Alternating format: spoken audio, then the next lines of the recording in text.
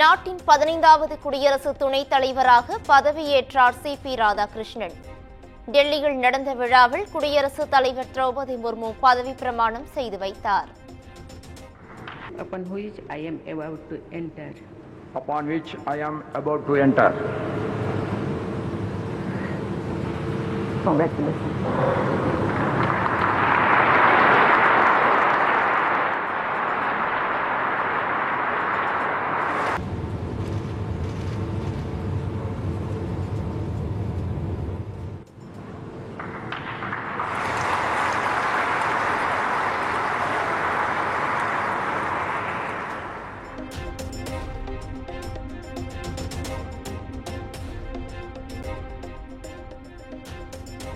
குடியரசு துணைத் தலைவர் பதவியேற்பு விழாவில் பிரதமர் மோடி, மத்திய அமைச்சர்கள், எம்பிக்கள் பங்கேற்பு. மக்களவை எதிர்க்கட்சித் தலைவர் ராகுல் காந்தி புறக்கணிப்பு. முன்னாள் குடியரசு துணைத் தலைவர் ஜெகதீப் தன்கர் பங்கேற்பு.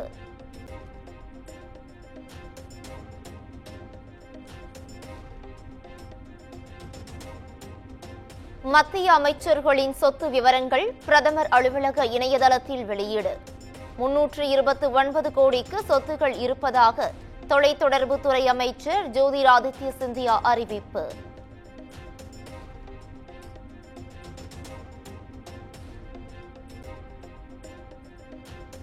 மக்களவைத் தேர்தலில் திமுக 170 கோடி ரூபாய் செலவு செய்திருப்பதாக ஜனநாயக சீர்திருத்தங்களுக்கான அமைப்பு தகவல்.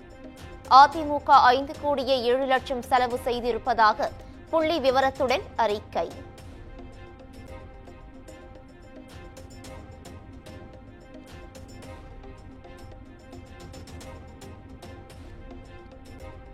மூன்று உயர்நீதிமன்றங்களுக்கு தலைமை நீதிபதிகள் பெயர்களை மத்திய அரசுக்கு பரிந்துரைத்தது உச்சநீதிமன்ற கொலிஜியம்.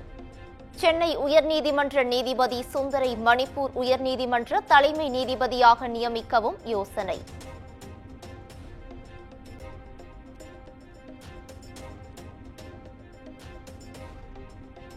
திண்டிவனத்தில் உள்ள வன்னியர் சங்க அலுவலகத்தில் ராமதாஸ் அன்புமணி ஆதரவாளர்கள் மோதல். சங்க அலுவலகத்திற்கு ராமதாஸ் ஆதரவாளர்கள் பூட்டு போட்டதால் இருதரப்பினர் இடையே வாக்குவாதம்.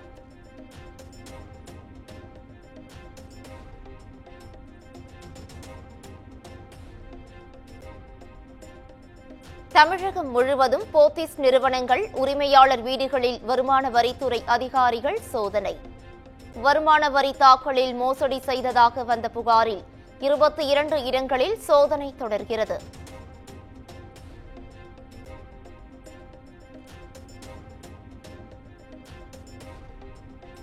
சென்னையில் புதிய உச்சமாக 82,000 நெருங்கும் ஆபரண தங்கத்தின் விலை.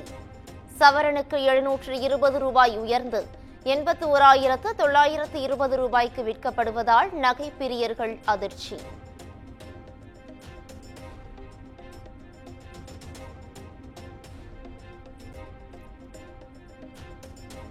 வெள்ளி விலை வரலாறு காணாத உயர்வு. இன்று ஒரே நாளில் 1 கிலோ வெள்ளி 2,000 ரூபாய் அதிகரிப்பு.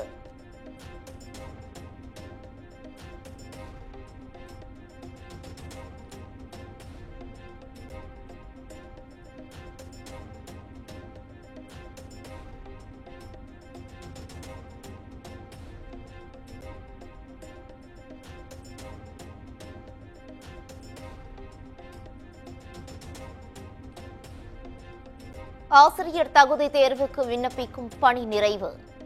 இதுவரை இல்லாத அளவுக்கு 4,80,000 பேர் விண்ணப்பம்.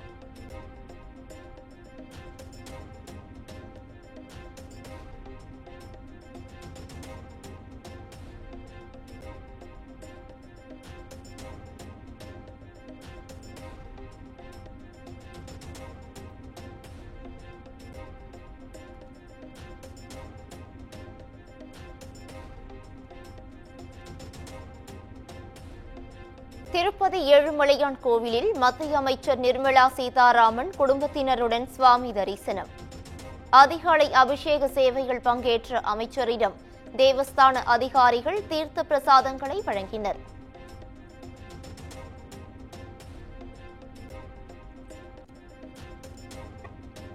திருப்பதி ஏழுமலையான் கோவிலில் இசையமைப்பாளர் அனிருத் சுவாமி தரிசனம். ஆலயத்திற்கு வெளியே அனிருத்துடன் புகைப்படம் எடுத்து மகிழ்ந்த ரசிகர்கள்.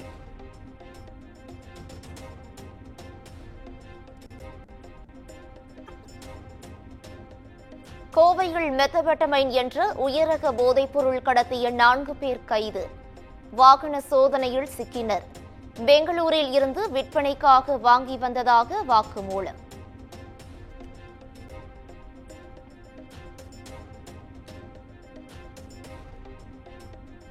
ஈரோடு சத்தியமங்கலம் அருகே பொக்லைன் ஓட்டுநர் தலைகள் கல்லை போட்டு கொடூர கொலை.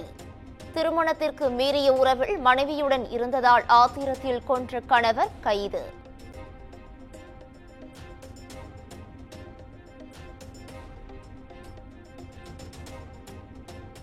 திரைப்பட தயாரிப்பாளர் சங்கத்திற்கும் பெப்சிக்கும் இடையே பிரச்சினை தொடர்பான வழக்கு முடித்து வைப்பு. மத்தியஸ்தர் நடத்திய பேச்சுவார்த்தையில் சமரசம் ஏற்பட்டதை அடுத்து உயர்நீதிமன்றம் நடவடிக்கை.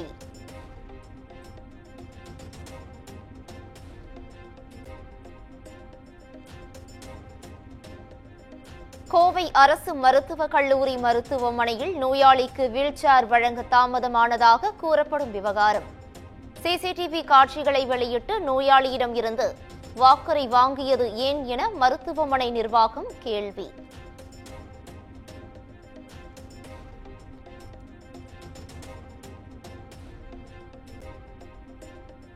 சென்னை கோயம்பேட்டில் இருந்து அரசு பேருந்தை ஆந்திராவுக்கு கடத்தி சென்றவர் கைது. நெல்லூர் சென்று வடமாநில இளைஞரை கைது செய்த போலீசார் பேருந்தை மீட்டனர்.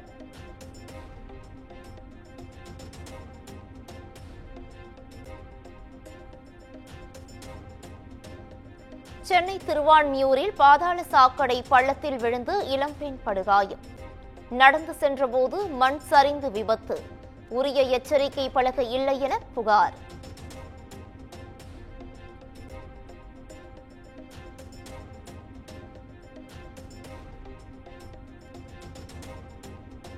செங்கல்பட்டு மாவட்டம் அச்சரப்பாக்கம் துணை மின் நிலையத்தில் தீ விபத்து.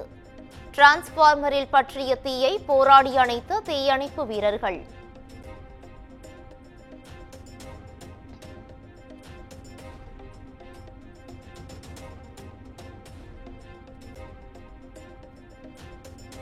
நீலகிரி மாவட்டம் மூலக்காடு பகுதியில் அரசு பேருந்தை ஆக்ரோஷமாக தாக்கிய காட்டு யானை. காட்டு யானை தாக்கியதில் பேருந்தின் முன்பக்க கண்ணாடி சேதம். பயணிகள் அலறல்.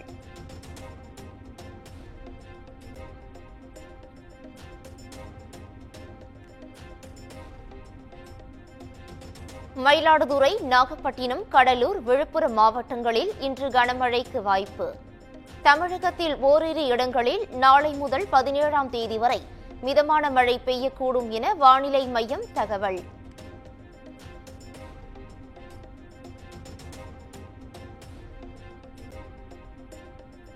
சிக்கிமில் கனமழையால் ஏற்பட்ட நிலச்சரிவில் சிக்கி 4 பேர் உயிரிழப்பு.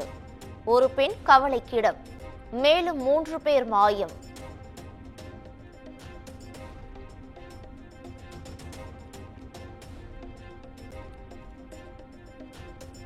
வன்முறையால் 260 உயிர்கள் பலியான மணிப்பூர் மாநிலத்திற்கு நாளை செல்கிறார் பிரதமர் மோடி.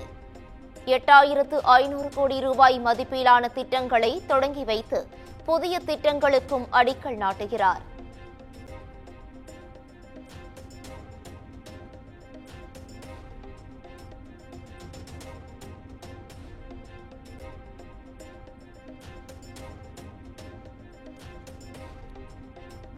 அமெரிக்காவில் சுட்டுக் கொல்லப்பட்ட தனது ஆதரவாளர் சார்லி கிர்கிற்கு ட்ரம்ப் கௌரவம்.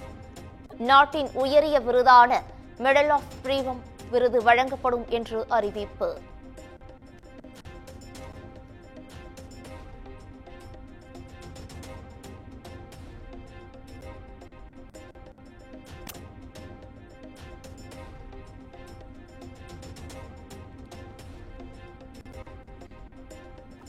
அமெரிக்காவில் இந்தியர் தலை துண்டிக்கப்பட்டு கொடூர கொலை.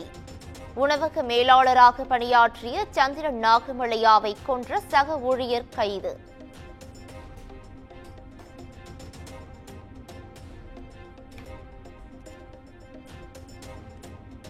மறைந்த நடிகை சரோஜா தேவிக்கு கர்நாடக ரத்னா விருது. திரைத்துறையில் சாதனை புரிந்ததற்காக உயரிய விருது அறிவிப்பு.